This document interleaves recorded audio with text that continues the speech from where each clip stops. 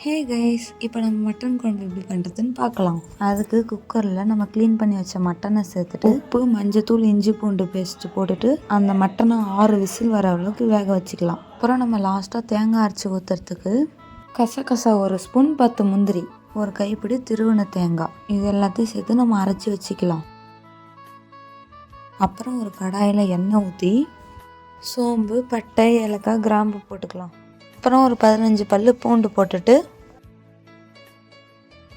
5 மிளகா, 2 இனுக்கு கருவேப்பிலை போட்டுட்டு சின்ன வெங்காயம் ஒரு கைப்பிடி போட்டுக்கலாம். தேவையான அளவு உப்பு போடுங்க. 1 ஸ்பூன் இஞ்சி பூண்டு பேஸ்ட் போட்டுக்கலாம். அப்புறம் 2 தக்காளி போட்டுட்டு நல்லா வதக்கணும்.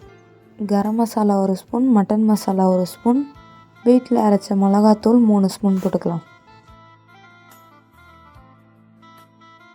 மசாலாலாம் போட்டுட்டு நல்லா வதக்கணும்.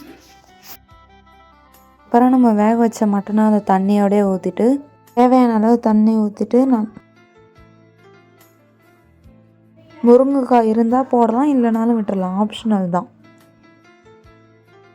அந்த குழம்பு மூடிட்டு 3 நிமிஷத்துக்கு அப்புறம் எடுத்து பார்த்தா நல்லா கொதிக்கும். அந்த ஸ்டேஜில் ஃபஸ்ட்டு அரைச்சி வச்ச தேங்காயை எடுத்து ஊற்றிக்கலாம். மறுபடியும் மூடி வச்சு நல்லா கொதிக்க விடணும். லாஸ்ட்டாக நம்ம கொத்தமல்லி தழை போட்டுட்டு இறக்கி வச்சிடலாம். அவ்வளோதான், நம்ம மட்டன் கறி குழம்பு ரெடி.